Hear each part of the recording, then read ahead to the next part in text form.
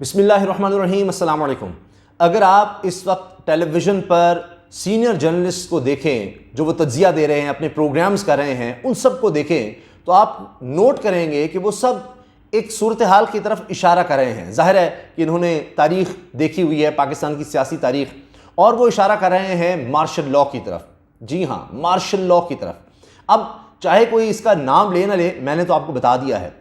कई साफ़ी इस तरह से बात कर रहे हैं कि जी देखें, इमरान खान लॉन्ग मार्च की तरफ निकल रहे हैं और हुकूमत भी चीज़ों को नहीं समझ रही, मुझे तसादुम की कैफियत लगती है, और कहीं ऐसा ना हो कि कोई तीसरी क़ुव्वत इसका फ़ायदा उठा जाए, क्योंकि हालात उस तरफ जा रहे हैं।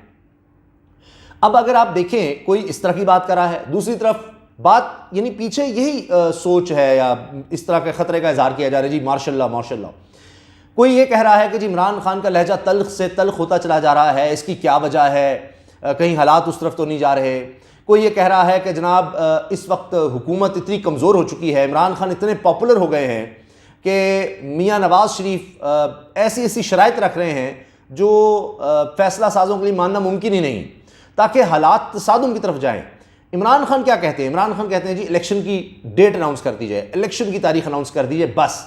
अब ये जो ऑडियो वीडियोस का खेल खेला जा रहा है, इसके पीछे भी कुछ लोग कह रहे हैं, कुछ सीनियर लोग कह रहे हैं कि मकसद यही है, क्योंकि दोनों तरफ आप देखिए, शहबाज शरीफ की कभी ऑडियोज़ आ रही हैं, कभी इमरान खान साहब की आ रही हैं, तो दोनों तरफ ये कि इनको मजबूर किया जाए कि थोड़ा सा पीछे हटें और बातचीत से मामला हल करें, नहीं तो हालात किसी तरफ भी जा सकते हैं। कुछ इस तरफ भी इशारा कर रहे हैं। तो जितनी भी चीज़ें इस वक्त हो रही हैं, अगर आप उनको देखें तो इसी तरह की बातें हो रही हैं। कोई ये कह रहा है कि जनाब हुकूमत तो उकसा रही है, इमरान खान को लॉन्ग मार्च करना पड़े।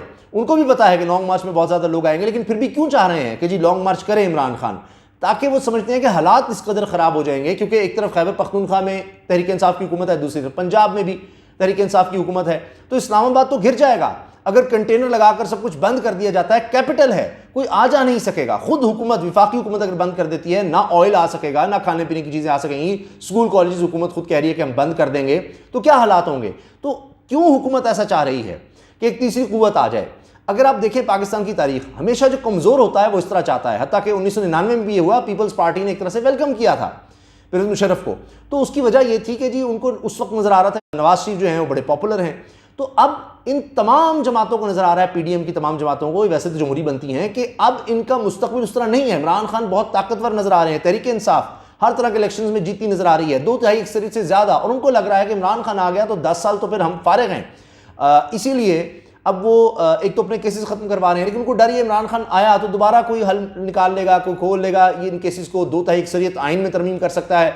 अब हम जो कुछ भी करके चले जाएं तो हमारी तो सियासत खत्म होती नज़र आ रही है। तो उनको बेहतरीन तरीका नज़र आ रहा है कि कोई मार्शल लॉ लग जाए, ताकि उनके बचने की कोई सूरत हो, कि फिर देखा जाएगा। उसमें तो कोई हालात बन सकते हैं ना, वरना तो बिल्कुल यानी ना खेलेंगे ना खेलने देंगे, मैदान किसी के लिए भी ना हो, कप्तान ना आ सके, वो ना खेल सके, मैदान ही ना उजाड़ दें, विकेट ही उखाड़ दें, तो कुछ ऐसा हो जाए।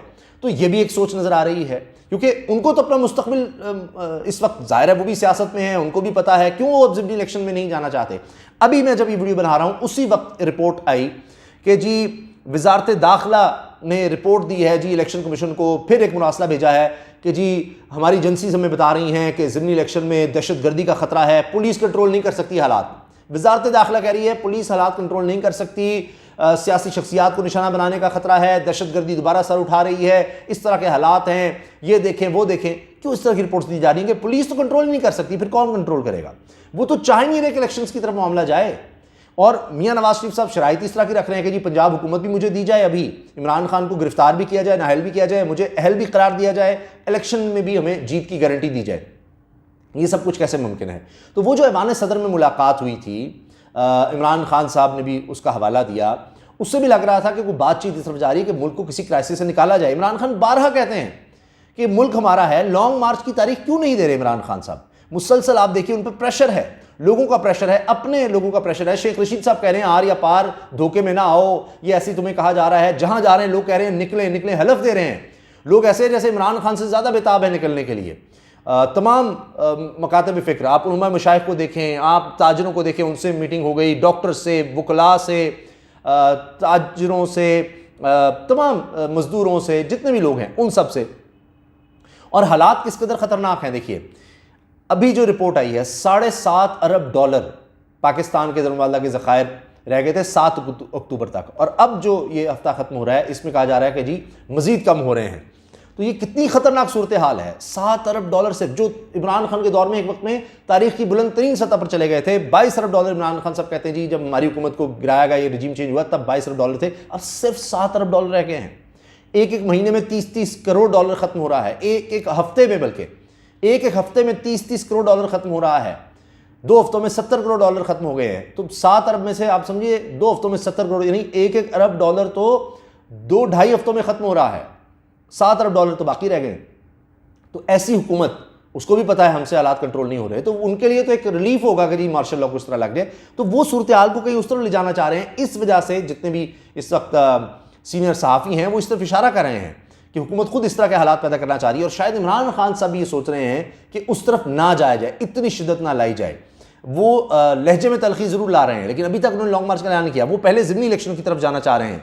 अब इसी में आप देखिए कि हुकूमत खुद अदालत भी जा रही है, भाग रही है कि जनाब इमरान खान से हमें बचा लो।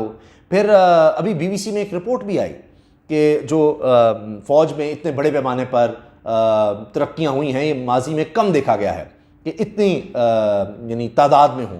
तो उसमें BBC की रिपोर्ट ये कहती है कि जी वो आइंदा के जो आर्मी चीफ हों उनके हवाले से है, क्योंकि नवंबर में अब तैनाती होनी है, तो उससे पहले चीज़ों को देखा जा रहा है और इस हवाले से वो देख रहे हैं। तो चीज़ें बड़ी सेंसिटिव हैं और उसमें सब लोग ये मार्शल लॉ की बात कर रहे हैं।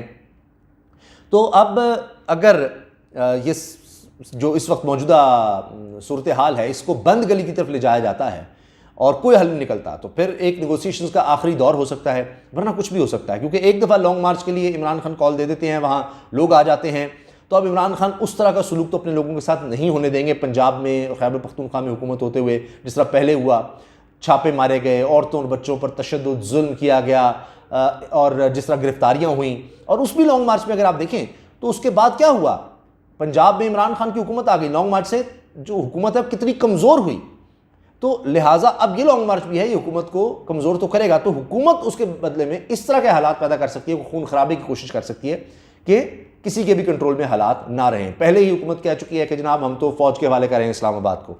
तो ये चीज़ें आपने मद्देनज़र रखनी है कि हुकूमत की कोशिश है कि अवाम को और फ़ौज को एक दूसरे के आमने सामने लाया जाए।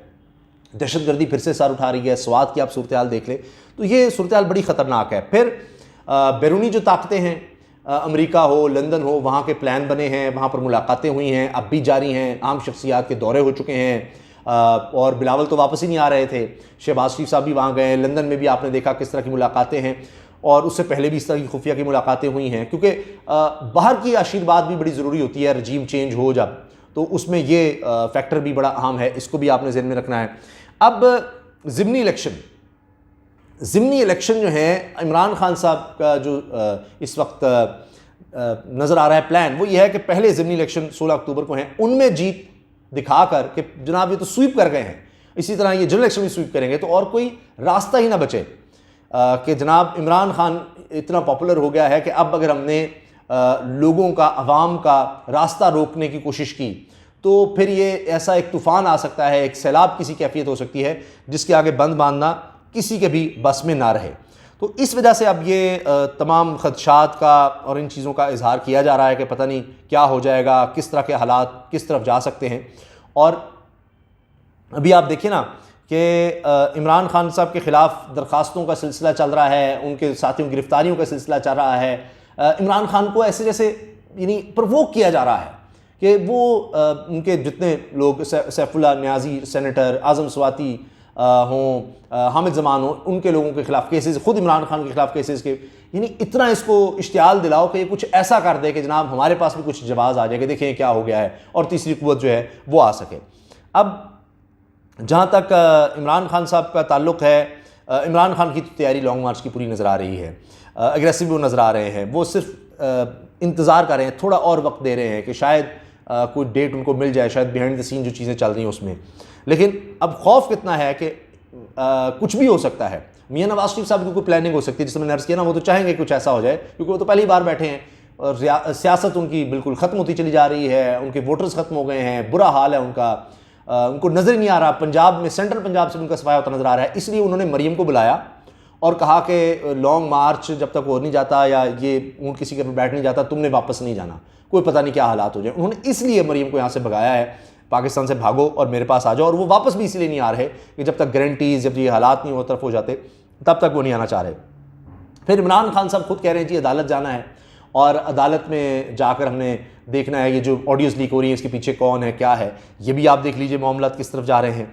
इसके साथ साथ एक और बड़ी अहम बात वो ये है कि इमरान खान साहब अब ज़िमनी इलेक्शन के बाद अपनी सारी लीगल टीम को इकट्ठा कर रहे हैं और उसमें उन्होंने ये देखना है कि अब नैब में भी बंदे अपने लगा लिए हुकूमत ने, FIA पहले उनके अंडर है और उन्हीं की तरफ से केसेस सारे ख़त्म किए गए हैं और अब अपील भी नहीं की जा रही ताकि ये केसेस हमेशा के लिए ख़त्म हो जाएं।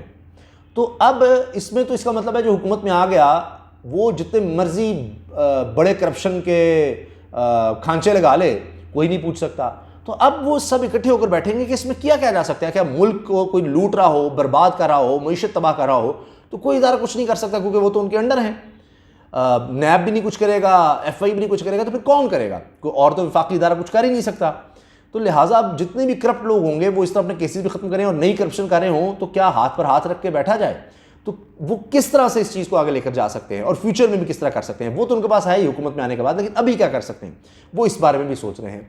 तो इस वक्त हालात, सूरत हाल कशीदगी की तरफ बड़ी तेज़ी से जा रही है और मैंने आपको बता दिया है कि सभी बड़े बड़े जर्नलिस्ट, बड़े बड़े सहाफ़ी, तज्ज़िया निगार इस ख़तरे का इशारा कर रहे हैं, इस ख़तरे की घंटी बजा रहे हैं कि कुछ भी हो सकता है।